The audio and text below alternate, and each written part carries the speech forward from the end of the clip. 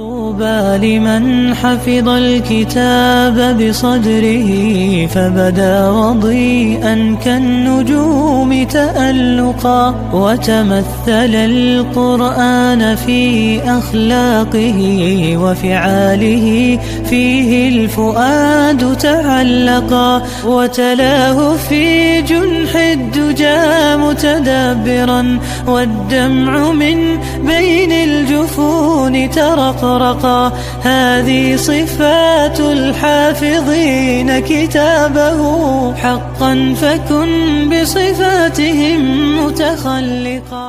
السلام علیکم ورحمۃ اللہ وبرکاتہ. بسم اللہ الرحمن الرحیم. الحمد للہ الذی نزل الفرقان على عبده ليكون للعالمین نذیرا والصلاة والسلام على نبینا محمد وعلى آلہ وصحبہ ومن تبعهم بإحسان إلى يوم الدین. اما بعد. رب اشرح لی صدری ویسر لی امری واحلل عقدۃ من لسانی یفقہوا قولی. شروع کرتی ہوں اللہ کے نام سے جو بڑا مہربان نہایت رحم کرنے والا ہے. انشاءاللہ آج کے درس نمبر 322 میں سورۃ الحدید آیت نمبر 14 سے آیت نمبر 15 تک کی شرح اور ترجمہ سماعت فرمائیں گے. تو شروع کرتے ہیں. اعوذ باللہ من الشیطان الرجیم. ینادونہم الم نکن معکم قالوا بلى ولكنكم فتنتم أنفسكم وتربصتم وارتبتم وغرتكم الأماني حتى جاء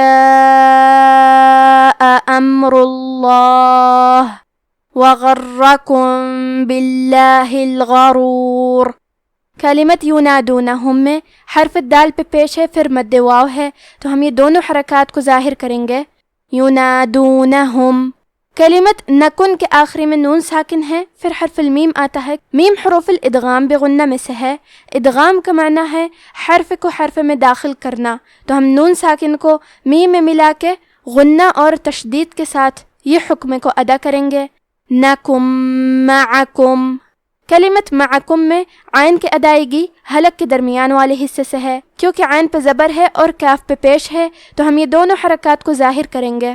کلمت قالو میں حرف القاف کی ادائیگی زبان کے جڑ اور تالو کے نرم حصے سے ہے. قاف حروف تفخیم میں سے ہے، تو ہم یہ حرف کو موٹی آواز میں پڑھیں گے، کیونکہ اس کے بعد مد الف ہے اور مد الف میں پیچھے والے حرف کا حکم لیتے ہیں تفخیم میں اور ترقیق میں. تو کیونکہ اس کے پہلے حرف القاف ہے تو ہمیں مد الف کو بھی بھاری آواز میں پڑھنا ہے. قالو. کلمت لیکنکم میں حرف نون پہ تشدید ہے، تو ہم دو حرف کے برابر نون کو پڑھیں گے، کیونکہ تشدید کی اصلیت دو حرف ہے. جیسا کہ یہاں حرف نون ہے تو یہ دو نون ہے، نون ساکن اور نون متحرک. ولیکنکم. کلمت فتنتم میں نون ساکن ہے، پھر حرف تا ہے. تا حروف الاخفاء میں سے ہے. اخفاء کا معنی ہے چھپا دینا، تو ہم نون ساکن کو چھپاتے ہوئے اور غنہ کے ساتھ یہ حکم کو ادا کریں گے. فتنتم. کلمت انفسکم میں نون ساکن ہے، پھر حرف الفا ہے. فا حروف الاخفاء میں سے ہے، تو ہم یہ حکم کو غنہ کے ساتھ ادا کریں گے. انفسکم. کلمت تربصتم میں حرف الراء پہ زبر ہے، یہاں را کا حکم ہے تفخیم، تو ہمیں حرف الراء کو موٹی آواز میں پڑھنا ہے. با پہ تشدید ہے، تو ہم دو حرف کے برابر با کو پڑھیں گے. حرف الصاد حروف التفخیم میں سے ہے، تو ہمیں یہ حرف کو بھاری آواز میں پڑھنا ہے، اور کیونکہ یہاں صاد ساکن ہے تو ہم صاد کو ہمزے سے پڑھیں گے. ہمزے کا معنی ہے حرف کی آواز ایسے کمزور ہو کہ اس میں پستی پائی جائے، تو ہم یہ کلمہ کو ایسے پڑھیں گے. تربصتم. کلمت وارتبتم میں الف ہے لیکن یہ حمزۃ وصل ہے، تو ہم حمزہ کو ظاہر نہیں کریں گے. واو کے بعد حرف الراء کو پڑھیں گے، کیونکہ یہاں را ساکن ہے، یہاں را کا حکم ہے تفخیم، تو ہم حرف الراء کو موٹی آواز میں پڑھیں گے. حرف البا پہ جزم ہے، تو یہاں با کا حکم ہے قلقلہ. قلقلہ کا معنی ہے حرف ساکن کو ہلانا، تو ہم یہ حرف کو ہلاتے ہوئے یہ کلمہ کو پڑھیں گے. وارتبتم. کلمت غرتکم میں حرف الغین کی ادائیگی حلق کے اوپر والے حصے سے ہے، غین حروف تفخیم میں سے ہے، تو ہمیں یہ حرف کو موٹی آواز میں پڑھنا ہے۔ را پہ تشدید ہے، لہذا 2 حرف کے برابر را کو پڑھیں گے اور حرف را کو موٹی آواز میں پڑھیں گے۔ کیونکہ یہاں تا ساکن ہے تو ہمیں تا کو ہمزے سے پڑھنا ہے۔ وَغَرَّتْكُمُ الْأَمَانِي، کلمت الامانیوں میں یا پہ تشدید ہے تو ہم 2 حرف کے برابر یا کو پڑھیں گے، اور کیونکہ تشدید پیش کا ہے تو ہمیں پیش کو ظاہر کرنا ہے۔ کلمت حتی میں ہا کے ادائیگی حلق کے درمیان والے حصے سے ہے، تا پہ تشدید ہے تو ہم تشدید کو ظاہر کریں گے۔ کلمت جاء میں الف پہ مد کا علامہ ہے، یہ مد واجب متصل ہے۔ مد واجب متصل کا معنی ہے کہ حرف المد اور اس کی وجہ جو کہ حمزہ ہے دونوں ایک ہی کلمہ میں ہوں۔ اس مد میں ہم اپنی آواز 4 مد کے برابر لمبی کریں گے۔ کلمت امرو میں میم ساکن کو ظاہر کرنا ہے، حرف را پہ پیش ہے تو ہم حرف را کو موٹی آواز میں پڑھیں گے، اور لفظ الجلالہ کلام کا حکم ہے تفخیم تو ہمیں حرف اللام کو موٹی آواز میں پڑھنا ہے۔ امر اللہ، کلمت غرکم میں حرف الغین کو موٹی آواز میں پڑھنا ہے، آخری میں میم ساکن ہے، پھر حرف الباء آتا ہے کلمت باللہ۔ با حروف الاخفاء الشفوی میں سے ہے تو ہم میم ساکن کو چھپاتے ہوئے اور غنہ کے ساتھ یہ حکم کو ادا کریں گے۔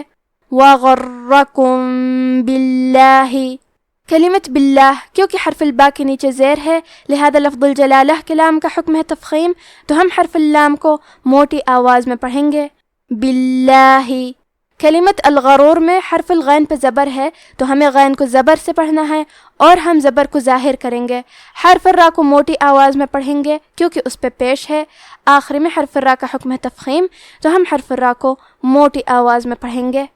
ينادونهم ألم نكن معكم قالوا بلى ولكنكم فتنتم أنفسكم وتربصتم وارتبتم وغرتكم الأماني حتى جاء أمر الله وغركم بالله الغرور فاليوم لا يؤخذ منكم فدية ولا من الذين كفروا مأواكم النار هي مولاكم وبئس المصير۔